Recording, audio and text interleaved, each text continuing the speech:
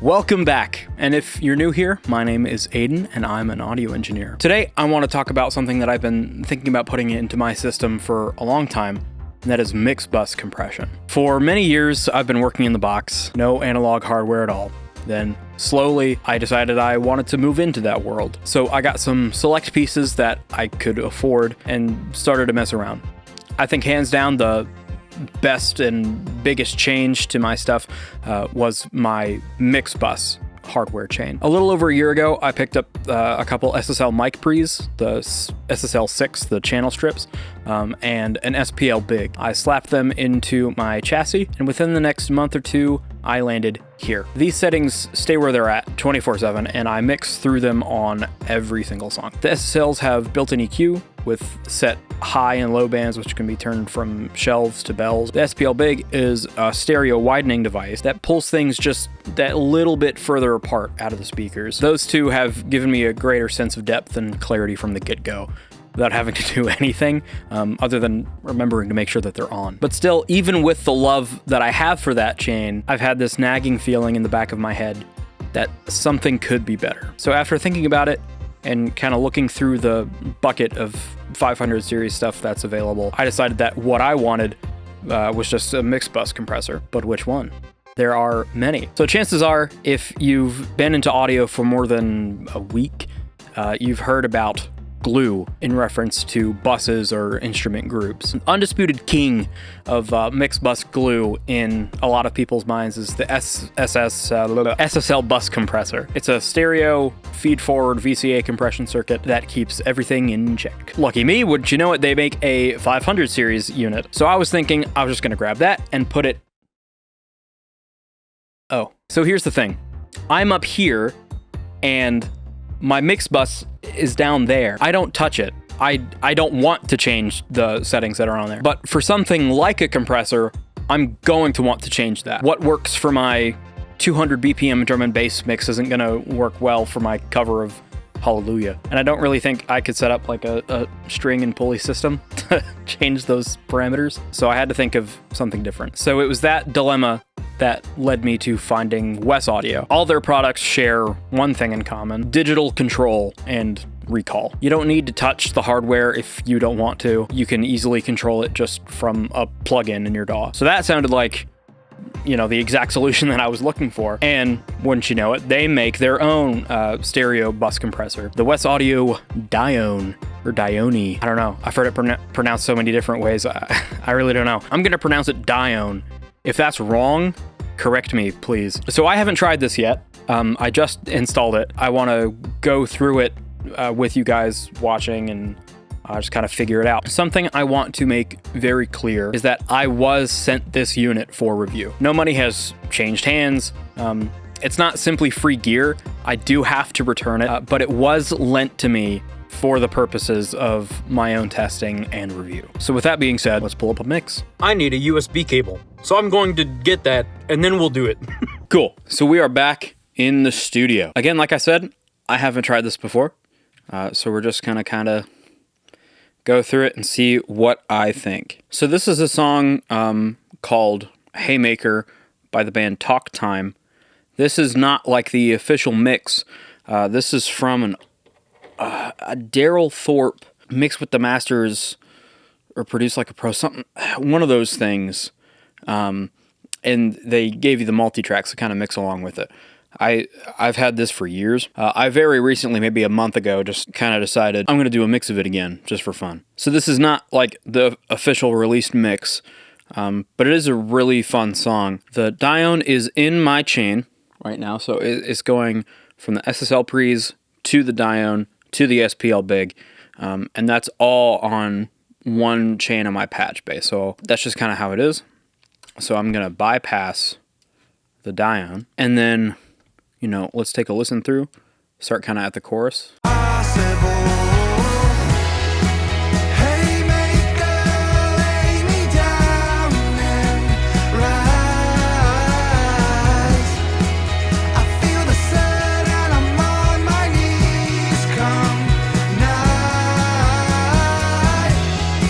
So how cool would that sound with some bus compression? Let's try it.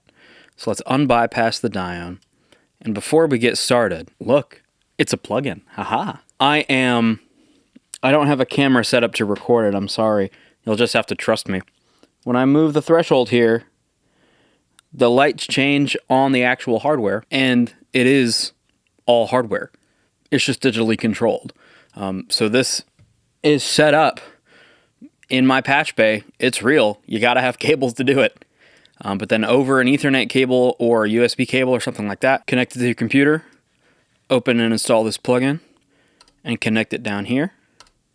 And there we go. The install for this took me maybe 2 minutes, and there was no troubleshooting. There was no having to restart the computer or type something in the terminal or do some just weird stuff like that sometimes you have to do. That honestly I was kind of expecting. I had no idea, but no, just super simple. So it is actual hardware, so you do have to set it up as a hardware insert in your DAW, and then before or after the I/O plugin or whatever, it really doesn't matter where you put the plugin. You can then control it from the plugin, so you don't have to reach over and, you know, you can put this in a different room if you really wanted. I'm going to tweak some stuff, and we'll go from there.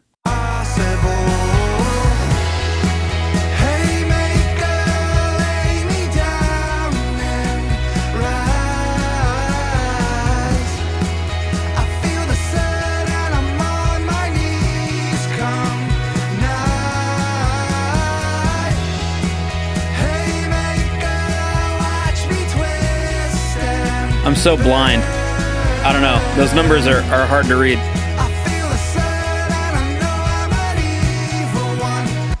Typically I do have the UAD SSL compressor here. Typically I'll put my sidechain filter at about 80 if it's going on mixbus. There's no 80 exactly, so 90 is the closest thing. So I'm going to keep it there. I also do have a ratio of 2, so let's put it on 2. Slowest attack, fastest release. We'll also try some of that auto stuff.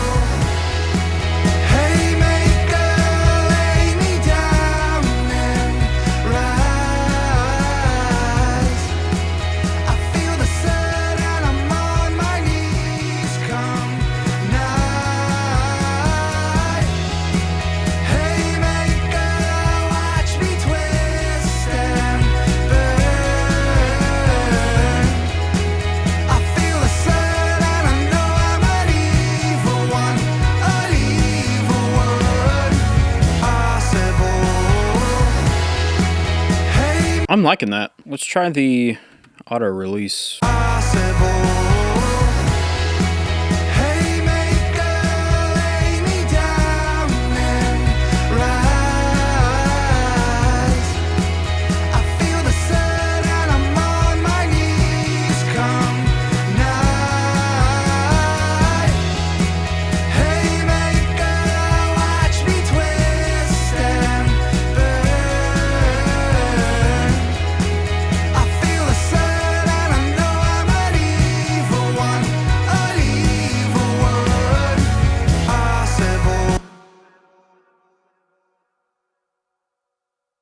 That is kind of funny how the auto release works. Once there's no audio, it kind of stair steps downward in its gain reduction. So look at it now. You can see the needle too. That's funny. Little insight, I suppose, into how that works. And you know, I'm seeing this T1 and T2 on the sidechain filter. I don't know what that means. Let's just listen and see if we can figure it out.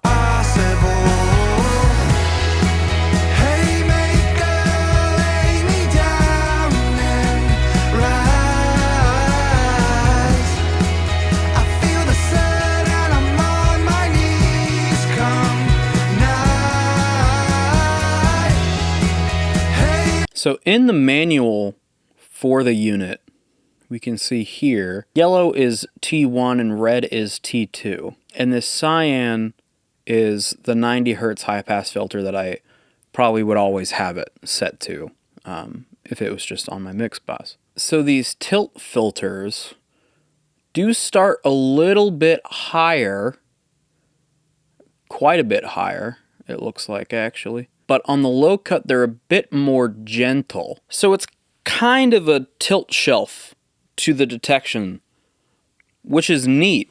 If you have something that has a lot of high end in it, so if you want to, put this on a drum bus or something like that, and you have a lot of cymbals, I think that's a great feature.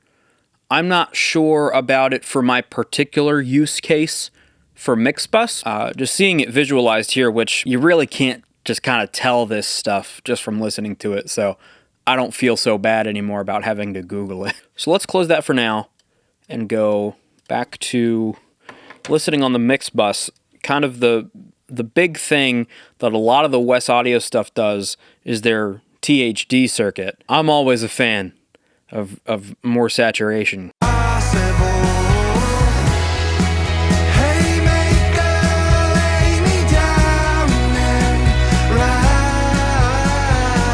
So it does get a bit louder.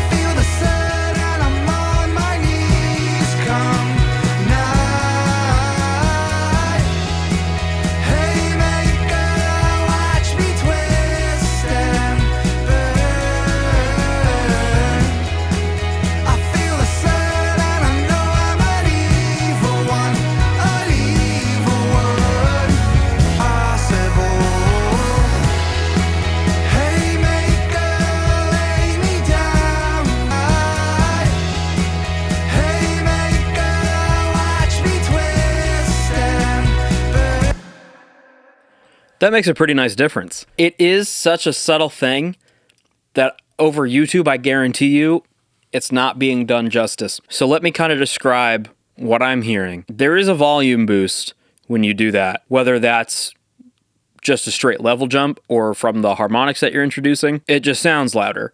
So turn down the makeup gain. But once you kind of level match it, what I'm hearing is there's excitement to it. There's more hype, if you will. It takes it from sounding, not necessarily bland, because I don't think it's a bland sound that we're starting from, but it just puts it in a new space of attention grabbing. In the super high end, there's a bit of sizzle up there that I'm getting. That is definitely from the added harmonics. Let me kind of go back and forth here again.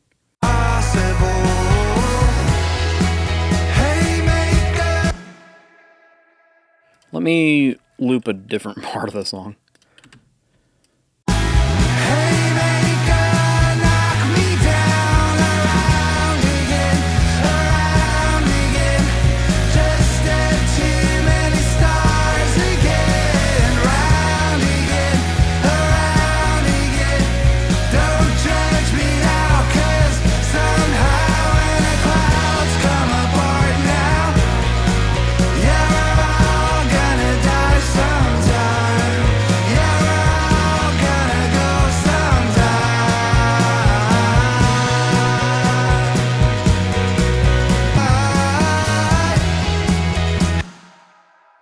I like it. I like it quite a lot, actually. So there's a lot of, possibilities with this thing. I feel like I'm not really scratching the surface as, but this is, I suppose I'd say my starting point.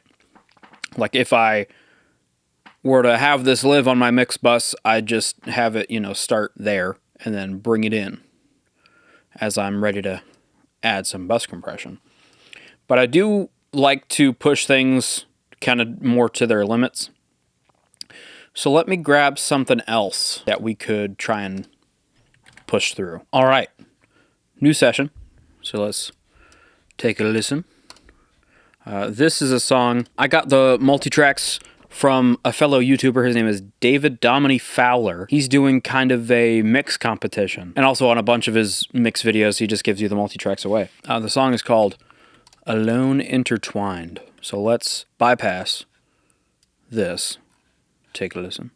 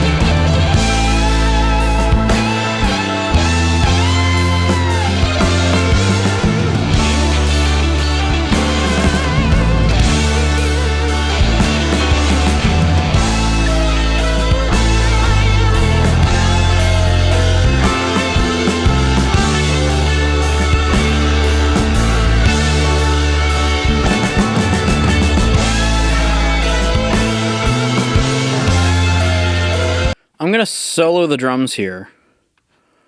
And another cool thing about a lot of the WesAudio hardware is that you can have different settings saved on different A, B, and C slots. So this is my A slot. If I go over to my B slot, now it's something different.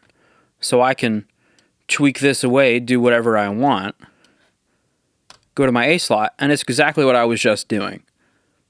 Go to my B slot, and it's exactly what I was just doing.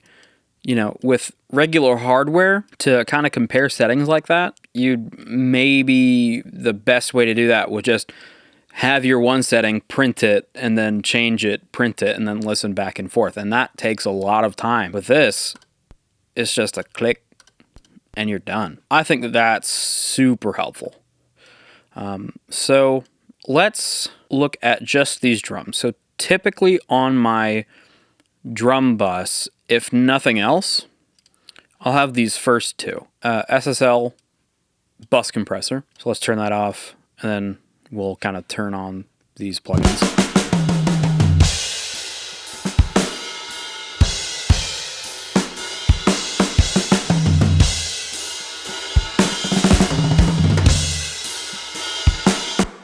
And then with my current drum bus, let's take a listen.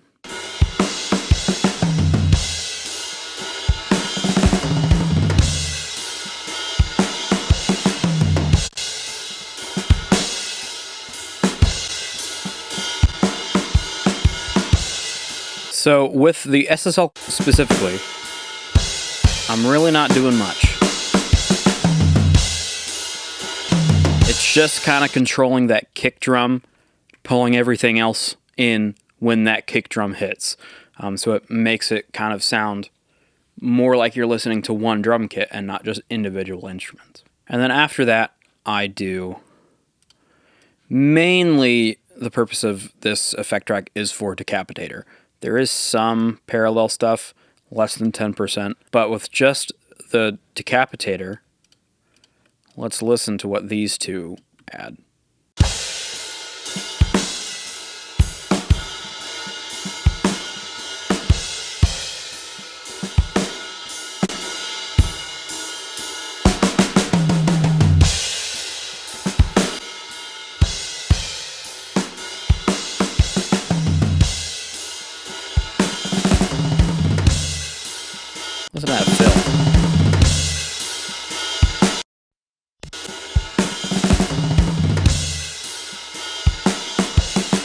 bit more smack with that decapitator.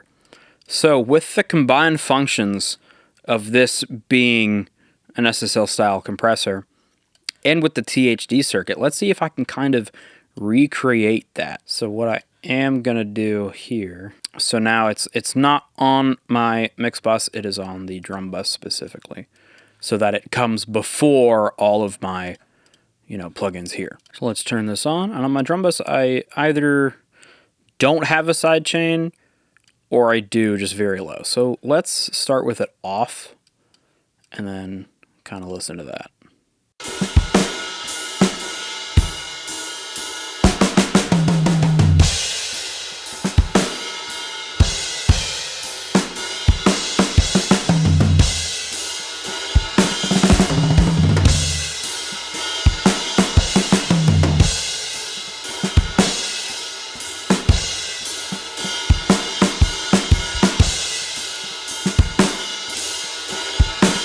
THD.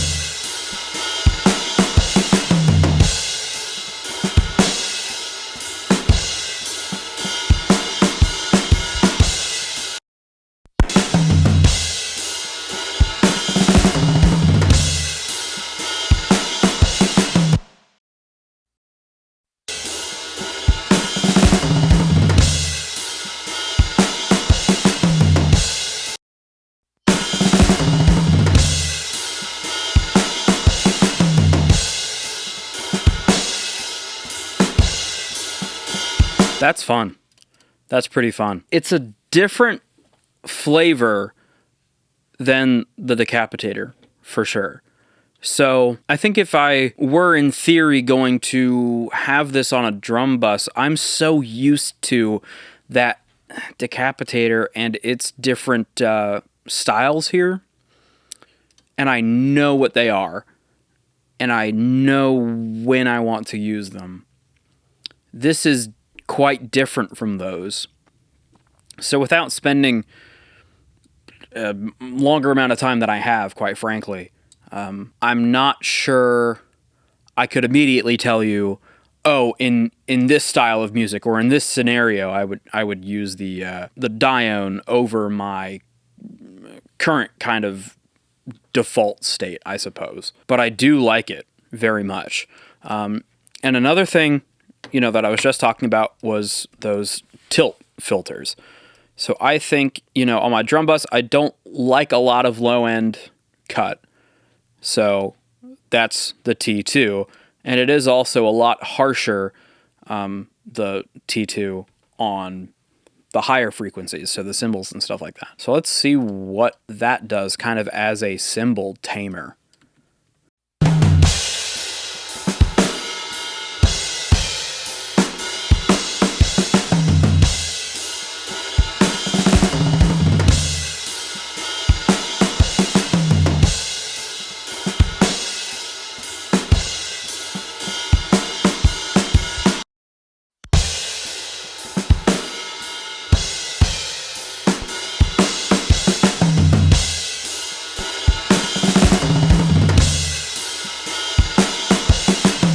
Let's listen to just this button.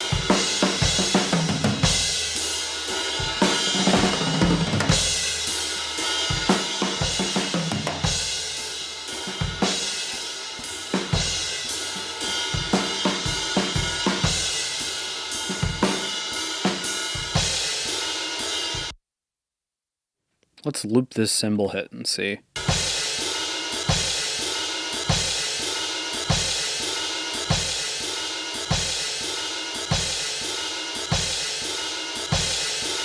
I get the idea now.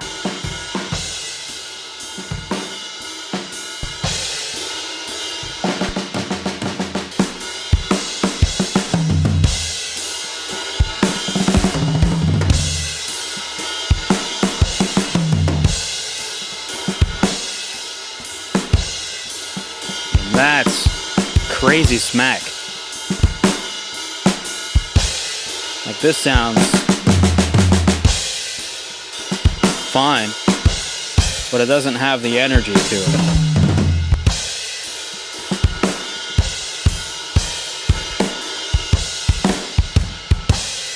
There you go. There's that energy. There's that feeling. That's pretty nice. And now that I'm done testing it out on drums, there we go. Turn this all back on. Remove that I/O plugin. Turn this I/O plugin back on. And then go back to setting A. So now I didn't have to remember what I did. I didn't have to go in and change stuff. And you know what? Just to kind of show you, I'm turning knobs on here, and it instantly, immediately, no delay. Press buttons, do whatever. And it reflects in the plugin in real time.